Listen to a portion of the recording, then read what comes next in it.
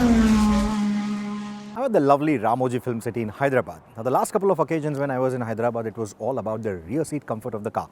Last year, it was the updated and luxurious S-Class, and before that, it was the Honda Accord. And interestingly, this time it's the Accord's arch rival, the all-new Toyota Camry. But before we talk about the rear seat comfort, take a look at the exterior design.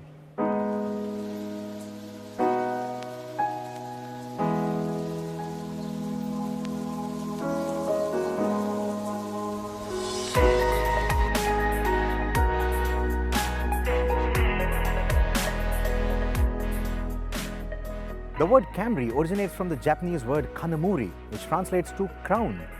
Going by that, this crown probably belongs to Kylo Ren of the Star Wars franchise. See that grille and you will know what I mean.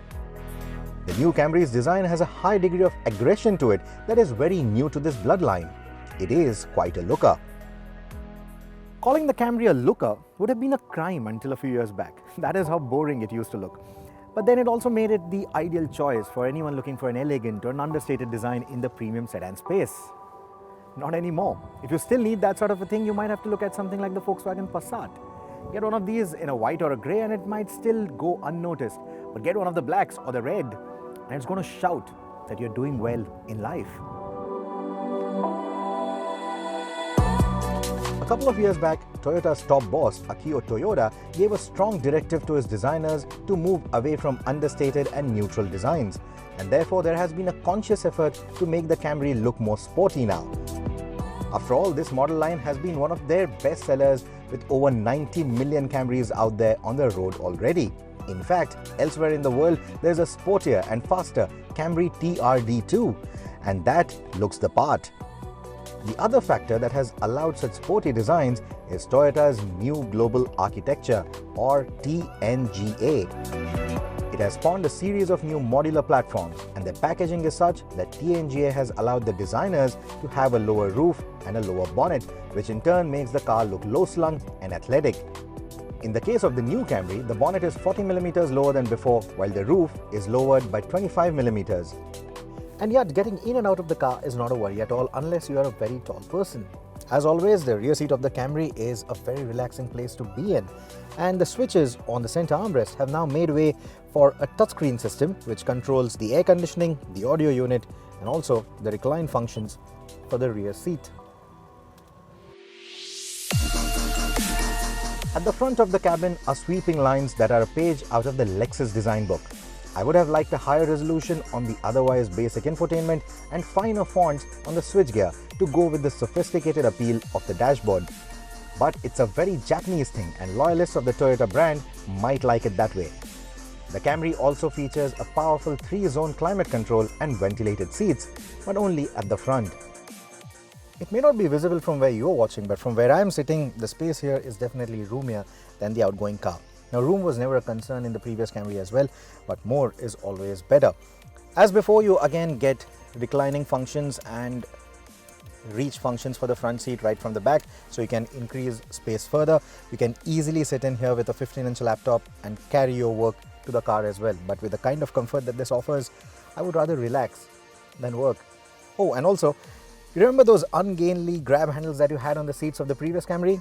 They are now gone. This is a much cleaner design, and that only makes the space a little more pleasant. As a part of the more efficient packaging that TNGA allows, the batteries for the hybrid system are now smaller than before and are mounted under the rear seat and not in the boot like the previous car. The boot is therefore larger now, the rear seats are roomier, and the cooling efficiency of the batteries is higher.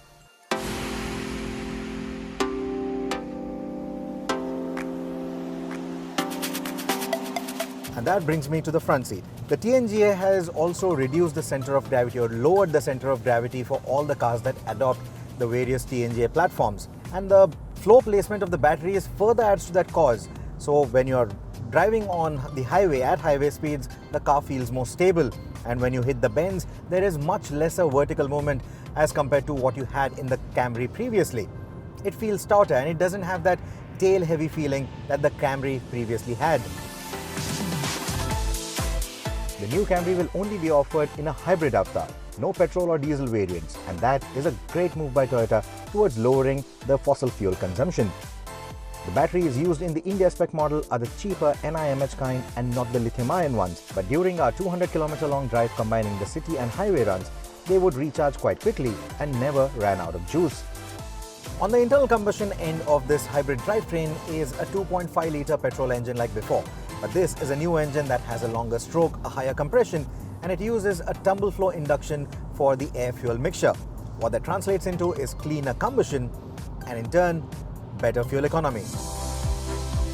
Toyota is claiming a higher fuel economy for the Camry now at 23.27 kilometers to a litre, and that is quite possible to achieve in the real world too. The hybrid system is powerful and responsive than before as well, and builds space rapidly when you want it to. There is an unbelievably stark difference between the eco and the sport modes to that effect, and the battery assist and its torque fill function works flawlessly in both scenarios. The braking also sees a significant improvement over the outgoing car. It's only at absolutely crawling speeds that you get that artificial feel of regenerative braking. At regular city speeds, the braking feels normal, and at highway speeds, it's quite progressive and confidence-inspiring. We were hoping to see radar-guided cruise control and automated braking on this effortless highway cruiser, but sadly, the Toyota Sense system doesn't work too well in the Indian conditions yet.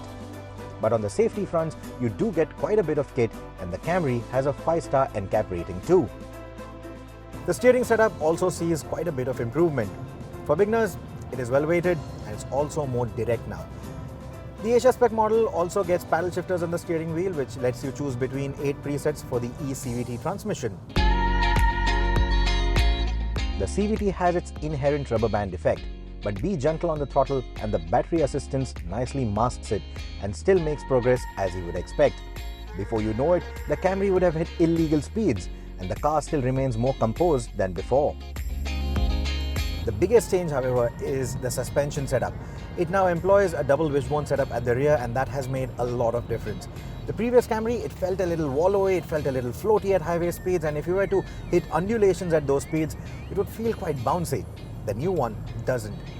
Especially when you are driving at highway speeds or even higher than highway speeds, it controls the rebound quite well. In fact, it's so good that it feels like it's electronically controlled, though it's not. What you might also appreciate is the kind of visibility that the car offers now. For beginners, the A-pillar is quite slim. The wing mirrors are mounted on the door, and there's enough space between the A-pillar and the wing mirrors to give you good cornering visibility. And up front, because the bonnet now sits lower, it gives you a more commanding view of the road despite this being such a low-slung sedan. And that is excellent.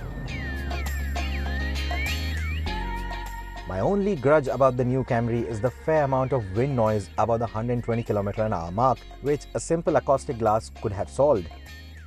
Save for this, the 8th generation Camry is an excellent package, and that will certainly leave its European competition worried. Summing this up is a lot simpler than the complex design of that handsome new Camry.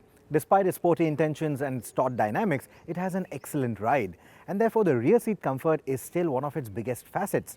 And then you have the hybrid technology, which is its trump card. So it has a lot going for it in that sense, and the fact that it is priced around the same zone as the outgoing Camry only makes it a lot more compelling.